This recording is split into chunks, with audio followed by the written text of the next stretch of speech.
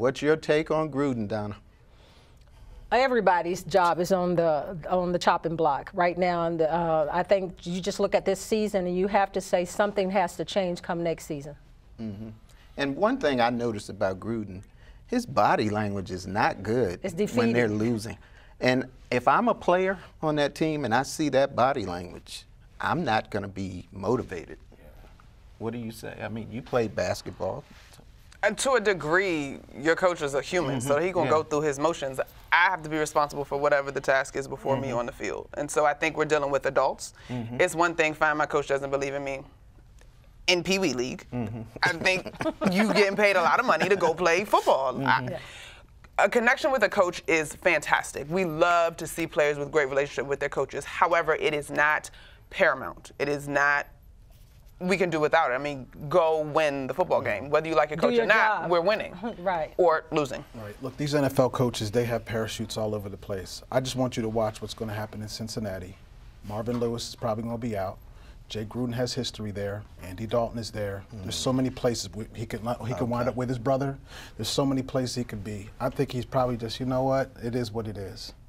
And it is what it is. There's also, so many things that you can watch. There's so many things you can watch. There's also a sentiment out there, considering what he's had, is it really as bad as we see it from being here in it? Because he's not necessarily had a standout offensive But even with all that, he can't manage the clock. Right. He can't. I mean, there's so many things that you were saying in this last year, 5 years, which is more than Dan Snyder has ever kept a coach, right? In the 5th year, you're thinking that all these things that we were talking about last year would improve. They haven't. The time management, the penalties, stuff like that, that hasn't improved. So even if we're going back to when they were 5-2 or whatever like that, there were still things that he has to make the playoffs to keep his job. That's not happening. I think that he's had a good enough teams while he's been here to be a winning coach, because they've had receivers, they've had a decent offensive line, they've had some, you know, they've had a team that they should not have the record that they have right now.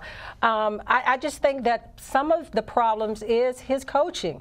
I mean, in Cincinnati, did he have a successful offense in Cincinnati? No, he did not. And it trickled on down here.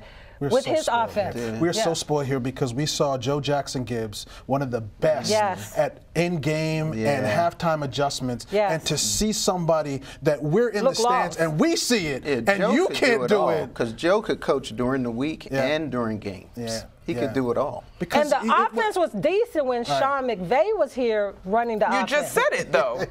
But Gruden was an offensive coordinator too, so he should be able to put together an offense and run that offense also. So shoulds are nice. There's no freshness. Where we are. Absolutely, and where we are is that it's. I mean, your systems are only as good as the players in it. Adjust to the players, right? You can't have your system and shove your system down the throat. That's what Joe was so good at. It's like, okay, because Joe was winning with quarterbacks that were like.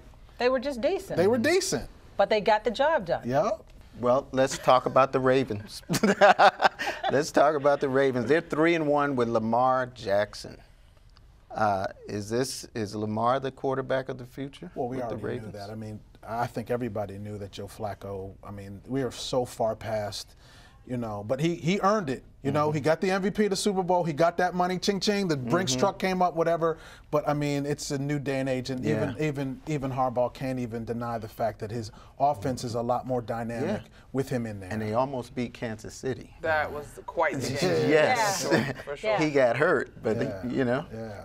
I think he's going to be better because, I mean, I think his scrambling is great, but I think he has to become a better quarterback as far as throwing the ball. Can we just also give credit to for the end of that game, one Robert Griffin III, nearly connecting with the receiver. But the pass before that, it was right in the defensive player's hand. It should have been an interception. The last pass, nearly connecting should have been an with interception the receiver to knock off the Kansas City Chiefs. I mean, the Ravens are probably a good example of something that down the road here in FedEx we could look at in terms of changing up the guard without it being a forced hand.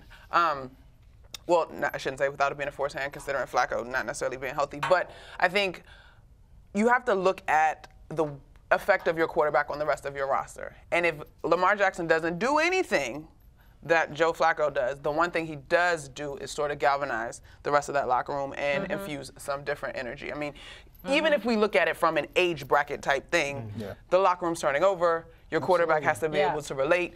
There are very few Tom Brady's for a reason, because that relationship probably is more important than that of a team to its head coach. All right, real quick, Reggie McKenzie gets fired from Oakland.